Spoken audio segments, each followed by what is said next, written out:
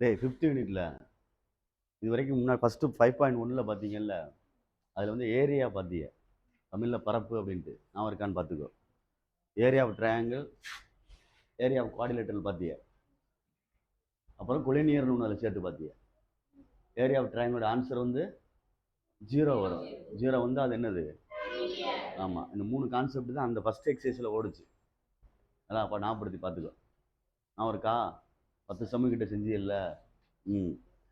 5.2க்கு என்ன தேவை அப்படின்னா ஸ்லோப் அப்படின்னு ஒன்று தேவை. Slope SLOPE. ஸ்லோப் அப்படின்றது வந்து எம்னு நாம் நேமில் டினோட் பண்ணுவாங்க, இந்த லெட்டர்ஸில் எம் அப்படின்னு டினோட் பண்ணுவாங்க. இப்போ ஏரியானா ஏன்னு சொல்கிறோம்லடா, அது மாதிரி நேச்சுரல் நம்பராக என்னன்னு சொல்கிறோம்ல, அது மாதிரி ஸ்லோப் அப்படின்றத எம்னு சொல்லுவாங்க. தமிழில் வந்து சாய்வுன்னு இருக்கும். சாய்வு அப்படின்னு அர்த்தம். ஒரு ஸ்ட்ரைட் லைன் இருக்குன்னு வச்சுக்கவேன், ஒரு ஸ்ட்ரைட் லைன், இது வந்து கிராஃபுக்கு போட்டிருக்கேன், எக்ஸ் ஆக்சிஸ் ஒய் ஆக்சிஸ். ஒரு ஸ்ட்ரைட் லைன் வந்து இந்த இப்படி போகுதுன்னு வச்சுக்கோ. இந்த இடத்துல ஒரு ஆங்கிள் விழுகும், இதுக்கு பேர் தான் தீட்டா. இதுக்கு பேர் தான் என்னது? ஆங்கிள்னா கோணம். மொத்தமாக இது எவ்வளோ டிகிரிடா வரும்? இது அதில் பாதியாக போட்டிருக்கேன், அப்போ இது எவ்வளோ வரும்? நடுவில் தானே போட்டிருக்கேன், இங்கிட்டு 45. அப்படி அர்த்தம். அப்போ ஸ்லோப்புக்கு ஃபார்முலா இருக்குது. ஃபஸ்ட் திருப்பி சொல்கிறேன், 5.1 முடிஞ்சிருச்சு. அதை படிக்கிறோம்னா ஏரியா அந்த ஃபார்முலா 1/2 x1/1 அந்த ஃபார்முலா, குவாடிலேட்டருக்கு அந்த ஃபார்முலா தான், அது அதோட முடிஞ்சிரு. நெக்ஸ்ட்டு புதுசாக படிக்க போகிறோம். அப்படின்னா ஸ்லோப் அப்படின்னா சாய்வுன்னு அர்த்தம். இதுக்கு ஃபார்முலா இருக்குது. ஃபஸ்ட்டு கிவனை பொறுத்து இருக்குது. கிவன் வந்து தீட்டா கொடுத்துருந்தா, ஆங்கிள் கொடுத்துருந்தா, ஆங்கிள்னா கோணம் சொல்லுவோம்ல, ஆங்கிள்னா கோணம் தமிழில் கொடுத்துருந்தா எப்படி சார் எம் கண்டுபிடிப்பியா? தீட்டா இது ஸ்லோப் கண்டுபிடிப்பியா அப்படின்னா M equal to tan theta. இதுதான் ஃபார்முலா. கணக்கில் என்ன கொடுத்துருக்கு? தீட்டா கொடுத்துருந்தா M equal tan theta, slope கண்டுபிடிக்கிறது. அதே இது கணக்கில் கிவன் 2 பாயிண்ட் கொடுத்துருந்தா, 2 பாயிண்ட் அப்படின்னா ஒரு பாயிண்ட் வந்து x1 y1 வச்சுக்கோ, ஒரு பாயிண்ட் வந்து x2 y2ன்னு வச்சுக்கோ. 2 பாயிண்ட்டுக்கு ஸ்லோப் கண்டுபிடிக்கணும்னா m equal to y2 minus y1 by x2 minus x1.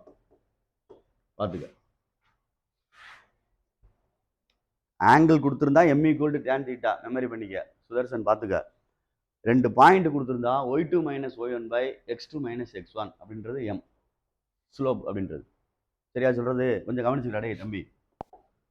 இதில் சில விஷயங்கள் தெரிஞ்சுக்கிறேன். கொலினியர் அப்படின்னு சொல்லிட்டு கண்டுபிடிக்கிறீங்க. அது எந்த ஃபார்முலா யூஸ் பண்ணுறீங்க? Area of triangle formula use பண்ணி ஆன்சர் என்ன எடுக்கிறோம்? சப்போஸ் ஸ்லோப்பை யூஸ் பண்ணி சொன்னா, யூசிங் ஸ்லோப் ஃபார்முலா சொன்னா, யூஸ் ஸ்லோப் கொலினியர்னு சொன்னாங்கன்னா இதுலேயும் செய்யலாம். டேய் இதுலேயும் கொலினியர் செய்யலாம். 3 பாயிண்ட் தானே கொடுத்துருப்பாங்க. என்னது? 3 பாயிண்ட் தான் கொடுத்துருப்பாங்க. டேய் கவனிச்சுக்கோ, 3 பாயிண்ட் தான் கொடுத்துருப்பாங்க கொலினியர்னா. ஆனால் யூசிங் ஸ்லோப்னு எழுதியிருக்கேன், ஸ்லோப்பை யூஸ் பண்ணி. அப்படின்னா என்ன செய்யணும் தெரியுமா? ஒன்றும் இல்லை, இது ரெண்டுக்கு slope, slope of AB equal to இது ரெண்டும் ஸ்லோப் ஆஃப் என்னது? பிசி. அவ்வளோதான் கணக்கு. அப்போ இது ரெண்டுக்கு ஸ்லோப் கண்டுபிடிக்கணும்னா இது என்னடா? அது பாயிண்ட் தெரியலையா? ஒரு பாயிண்ட் தானே இது. பாயிண்ட் மீனிங் கோஆர்டினேட் எல்லாமே எக்ஸ் ஒய்னு கமா இப்படி இருந்தாலே புள்ளிடாது. அதே மாதிரி இது x2 y2ன்னு எழுதியிருக்கோம். இது இதுவும் என்னதான்? இன்னொரு பாயிண்ட். அப்போ 2 பாயிண்ட்டுக்கு ஃபார்முலானா இந்த மேலே இருக்கு. புரியுதா புரியல சொல்றது? 2 பாயிண்ட்டுக்கு ஸ்லோப்னா இந்த மேலே இருக்கு. அகைன் இது ரெண்டு என்னதுதான்? மறுபடியும் அதுதான். அப்போ அது 2 தடவை கண்டுபிடிக்கணும்னு அர்த்தம். ஏக்கும் பிக்கும் ஸ்லோப் கண்டுபிடிக்கணும் ஒரு ஆன்சரு, பிக்கும் சிக்கும் ஸ்லோப் கண்டுபிடிக்கணும் அது ஒரு ஆன்சரு. 2 ஆன்சர் ஈக்குவலாக இருந்தால் அது என்னது? கொலினியர்னு அர்த்தம். என்னது? ஒரே நேர்கோட்டில் அமையும்னு அர்த்தம். கொலினியரை 2 விதமாக செய்யலாம். ஏரியா ஆஃப் ட்ரையாங்கிள் போட்டு 1/2 போட்டு ஆன்சர் எடுக்கையில் 0 வரணும், அது சாதாரண மெத்தடு. யூசிங் சொல்லி ஸ்லோப் கொடுத்துட்டால் அந்த மெத்தடில் செய்யக்கூடாது. இந்த மெத்தடில் ஏரியா ஆஃப் ட்ரையாங்கிள் மெத்தடில் செய்யக்கூடாது. 2 ஸ்லோப்பு கண்டுபிடிச்சு என்ன சொல்லணும்? ஈக்குவல்னு சொல்லணும். புரியுதா சொல்கிறது? பார்த்துக்க, பொறுமையாக நிதானமாக செஞ்சுக்க. நெக்ஸ்ட்டு பேரலோகிராம் இருக்குல்ல, பேரலோகிராம்னு ஒன்று சொல்லுவோம், இணையகரம் அப்படின்ட்டு. பேரலோகிராம் சொல்கிறது தமிழில் இணையகரம் அப்படின்னு சொல்லுவாங்க. தமிழில் இணைகரம் அப்படின்ட்டு. அதாவது ஒரு ரெக்டாங்கிள் லேசாக சாய்ச்ச மாதிரி இருக்கும். இந்த அப்படி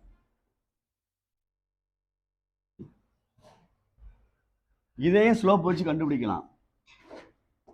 ஏ பி சி டி எல்லாம் கவனி. இது இப்படி போகுதுல்ல, அப்போ இது ரெண்டும் ஒன்று. ஒன்றுனா ஈக்குவல்னு அர்த்தம். எது ஈக்குவல் அப்படின்னா slope equal. Slope equal. Slope of AD equal to slope of BC அப்படின்னு அர்த்தம். இது ரெண்டு ஈக்குவல் ப்ரூவ் பண்ணணும் பேரலோகிராம்னா. அடுத்து இந்த சைடு ரெண்டு ஈக்குவல். அப்ப என்ன எழுதுவ? Slope of AB equal to slope of CD DC எல்லாம் ஒன்று தான், எல்லாம் கரெக்டாக தான் வரும். புரியுதான்னு பார்த்துக்க. ஆப்போசிட் சைடு ஸ்லோப் வந்து ஈக்குவல் ஆயிரும். ஆப்போசிட் சைடுனா எதிர்த்த பக்கம். இது ரெண்டு எதிர்த்த பக்கம் தானே, இது எதிர்த்த பக்கம். தெரியுதா? ரெண்டு ஈக்குவல் ஆயிடுச்சுன்னா ஸ்லோப்பு. அதுக்கு பேர் என்னது? பேரலோகிராம். நீ ஸ்லோப்புக்கு ரெண்டு ஃபார்முலா படிக்கிற. ஒன்று ஆங்கிள் கொடுத்தா M equal to tan theta. M equal to அது முடிச்சுக்க. ஆங்கிள்னா தீட்டா கொடுத்துருப்பாங்க. 45 டிகிரி, 50 டிகிரி, 100, 30, 40 அப்படி கொடுப்பாங்கல்ல அந்த டிகிரி. அப்படின்னா டக்குன்னு அந்த எம் ஈக்குவல் டேன் தீட்டான்னு ஃபோக்கஸ் ஆகி ஃபார்முலா எழுதணும். 2 மார்க் தான். இப்போ நான் சொல்கிறது 5 மார்க்லாம் சேர்த்து சொல்லிக்கிட்டு இருக்கேன். இன்னொரு ஃபார்முலா எழுதி போட்டேன், 2 பாயிண்ட் ஃபார்முலா. ஸ்லோப்புக்கு 2 பாயிண்ட் ஃபார்முலான்னு சொல்லணும். ஸ்லோப்புக்கு 2 point formula. y2 minus one by x2 minus x1. 2 புள்ளிக்கு சாய்வு கண்டுபிடிக்கிறது, 2 புள்ளிக்கு ஸ்லோப் கண்டுபிடிக்கிறது. தெரியுதா சொல்றது? அதை வச்சு நம்ம கொலினியர் செய்யலாம், பேரலோகிராம் செய்யலாம் அப்படின்ற ஒரு கான்செப்ட் சொல்லிக்கிட்டு இருக்கேன். அதை வச்சு கொலினியரும் செய்யலாம், பேரலோகிராமும் செய்யலாம் அப்படின்னு சொல்லிக்கிட்டு இருக்கேன். ரைட்டா? நெக்ஸ்ட் இன்னொன்று பார்த்துக்க, இதெல்லாம் இன்ட்ரோடக்ஷன் மாதிரி தான். நெக்ஸ்ட் பேரலல் ஸ்லோப்னு ஒன்று சொல்லுவாங்க. Parallel slope. Parallel slope. Parallel ஸ்லோப்னா எம்னு அர்த்தம். அவ்வளோதான். நெக்ஸ்ட் பெர்பெண்டிகுலர் ஸ்லோப்னு ஒன்று சொல்லுவாங்க. Perpendicular slope. பேரலல்னா இணைடா, இணையான சாய்வு. தமிழில் பார்த்துக்க, இணை சாய்வு. பெர்பெண்டிகுலர் ஸ்லோப்னு சொல்லுவாங்க. டேய் பார்த்துக்குங்க, பெர்பெண்டிகுலர் ஸ்லோப்னு சொல்லுவாங்க. செங்குத்து சாய்வுன்னு சொல்றது. செங்குத்து சாய்வு. எம் மைனஸ் 1/m எழுதும். பேரலல் ஸ்லோப்னா எம், பெர்பெண்டிகுலர் ஸ்லோப்னா மைனஸ் 1/m. இப்போ 2 பாயிண்ட் கொடுத்து ஸ்லோப்புன்னு கேட்டான்னு வச்சுக்குவேன். 2 பாயிண்ட் கொடுத்துருக்கேன். அப்போ டக்குன்னு நான் வரணும் formula y2 minus one by x2 minus x1 அப்படின்னு சொல்லி நிறுத்திடணும். பேரலல் ஸ்லோப்னு அர்த்தம். சும்மா சாதாரணமாக கேட்டா. அதே 2 பாயிண்ட் கொடுத்து ஃபைண்டு பெர்பெண்டிகுலர் ஸ்லோப்புன்னு கேட்டா, எம் கண்டுபிடிச்சிட்டு அந்த மைனஸ் 1/mல போடணும். எம் எங்கே இருக்குது? அதில் போடணும். அப்போ அந்த கொஸ்டினை கவனிக்கணும். அந்த கொஸ்டினை கவனிக்கணும். சும்மா ஆர்டினரியா ஃபைண்ட் த ஸ்லோப் ஆஃப் அப்படின்னு சொல்லி 2 பாயிண்ட் கொடுத்துருந்தா பிரச்சனை இல்லை. y2 minus one by x2 minus x1 போட்டு ஆன்சர் எடுத்து எழுதிரு. பர்சன் பார்த்துக்க சுதர்சன். அதே கொஸ்டின்ல ஃபைண்டு பெர்பெண்டிகுலர் ஸ்லோப்னு ஒரு வார்த்தை வந்துருச்சுன்னா, செங்குத்து சாய்வுன்னு வந்துருச்சுன்னா, எம் கண்டுபிடிச்சிட்டு அகைன் மறுபடியும் மைனஸ் 1/m கண்டுபிடிக்கணும். இந்த எழுதியிருக்கேன் பாரு, இதுதான் செங்கோட்டின் சாய்வு. புரியுதான்னு பார்த்துக்க. இப்போ நீ ஆங்கிள் கொடுத்தா, தீட்டா கொடுத்தா M equal to tan theta slope. 2 point கொடுத்தா y2 minus one by x2 minus x1, அதான் நான் ஸ்லோப்புக்கு உள்ளது. அதே மாதிரி ஒரு ஈக்குவேஷன் கொடுத்தா, ஸ்ட்ரைட் லைன் கொடுத்தா அதுவும் இருக்கு ஸ்லோப். ஒரு ஈக்குவேஷன் கொடுத்தா எந்த மாதிரினா ax plus by plus c is equal to 0 ஒரு ஈக்குவேஷன் கொடுக்குறோம். 2 பாயிண்ட் கிடையாது, இது equation. ax plus by plus c ஒரு ஈக்குவேஷன் கொடுத்துருக்கேன். இதுக்கு ஸ்லோப் கண்டுபிடிக்கணும்னா m equal to minus a by பின்னு எழுதணும். அல்லது கவனி, ஏன்றது எதுக்கு முன்னாடிடா இருக்கு அப்படின்னா மைனஸ் கோ எஃபிசியன்ட் ஆஃப் எக்ஸ்ன்னு சொல்லுவாங்க பை. இந்த பீன்றது எதுக்கு முன்னாடி இருக்கு? கோ எஃபிசியன்ட் ஆஃப் ஒய் அப்படின்னு சொல்லுவாங்க. இப்படியும் எழுதலாம் ஃபார்முலா. எக்ஸ் மைனஸ் எக்ஸின் கெழு பை ஒய்யின் கெழு. கோ எஃபிசியன்ட்னா கெழுன்னு அர்த்தம். கெழுனா குணகம் சொல்லுவாங்க. முன்னாடி ஒரு நம்பருக்கு பேர். கோ எஃபிஷியன்ட் ஆஃப் எக்ஸ்ன்னு எழுதியிருக்கேன். மைனஸ்ன்றது ஃபார்முலா. எக்ஸுக்கு முன்னாடி உள்ளது இங்க என்ன இருக்கு பாத்துக்க, ஏ. ஒய்க்கு முன்னாடி உள்ளது என்னது, பி.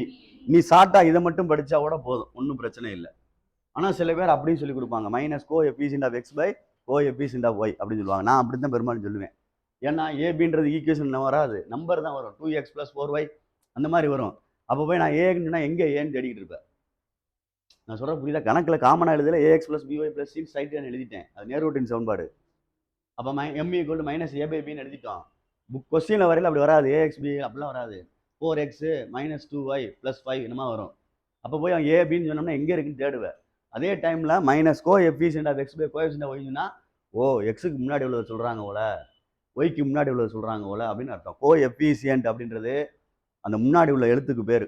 எக்ஸுக்கு முன்னாடி இருந்தா அது கோ எஃபிஷியன்ட் ஆஃப் எக்ஸ், ஒய்க்கு முன்னாடி இருந்தா coefficient of y, x ஸ்கொயருக்கு முன்னாடி இருந்தா coefficient of x square. 9th அல்ஜிப்ரால இருக்கும். தமிழ்ல குணகம் கெழுக்கள் அப்படின்னு சொல்லுவாங்க. முன்னாடி உள்ளது பேரு.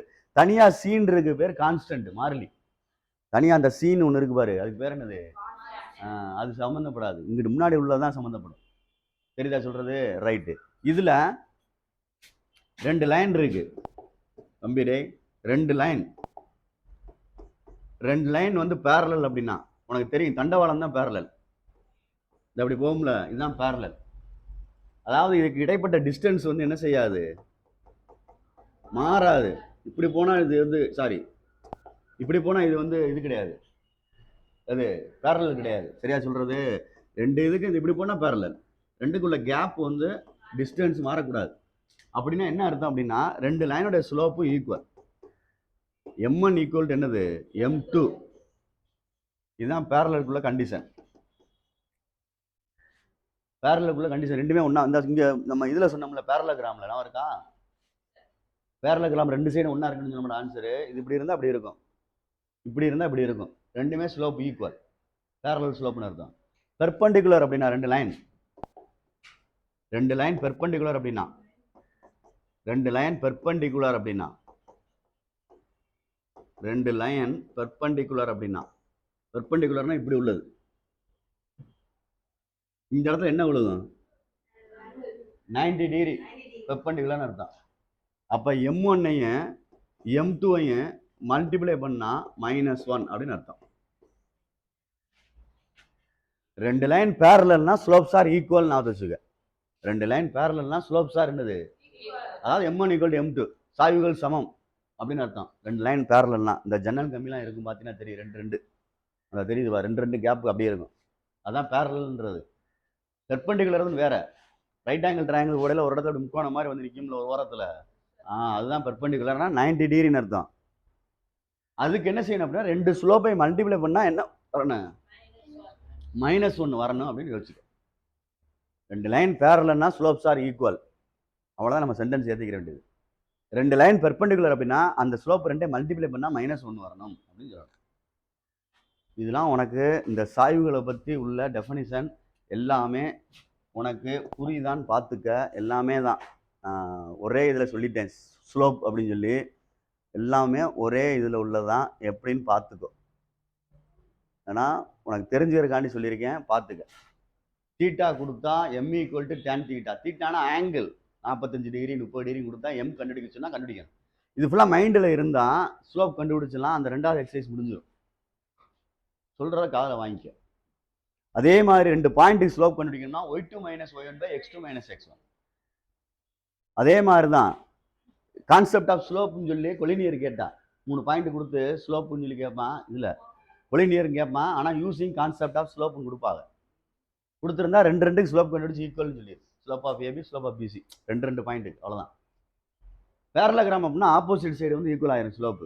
2 சைடு நான் ஏபின்னு எழுதியிருக்கேன், நீ பிக்யூஆர்எஸ் எடுத்துட்டாலும் எப்படி எடுத்துட்டாலும் சரி, ஆனால் ஆப்போசிட் சைடு ஸ்லோப் வந்து ஈக்குவல் ஆயிரும், அவ்வளோதான். அதில் அதுக்கு அடுத்த பாயிண்ட் பேரலல் ஸ்லோப்னா m, பெர்பெண்டிகுலர் ஸ்லோப்னா -1/m. பேரலல் ஸ்லோப்னா m, இணை சாய்வு செங்குத்து சாய்வுன்றது -1/m. அதே டைம்ல கீழே லைன் கொடுத்து ஈக்குவேஷன் கொடுத்து m கேட்டா ஸ்லோப் கேட்டா -a/b இல்லைன்னா - coefficient of x by coefficient of y. அதே மாதிரி ரெண்டு லைன் பேரலல்னா m1 equal to m2 slopes are equal. Slopes are equal. ரெண்டு லைன் ஈக்குவலா இருந்தா, பேரலலா இருந்தா. பெர்பெண்டிகுலர் அப்படின்னா 90 டிகிரி வர்றது. அது m1 into m2 equal to -1 அப்படின்னு அர்த்தம். இதுதான் உனக்கு இதுக்கு உள்ளது. இப்போ ஒன் வேர்டு மாதிரி கேட்கக்கூடிய சான்ஸ் நிறையா இருக்கு. படிக்கக்கூடிய ஆளு கொஞ்சம் யோசிச்சுக்கோ. படிக்கக்கூடிய ஆளு யோசிச்சுக்கோ. அப்படின்னா ஒரு கிராஃப் வரைகிறோம். கிராஃப் உனக்கு தெரியும்.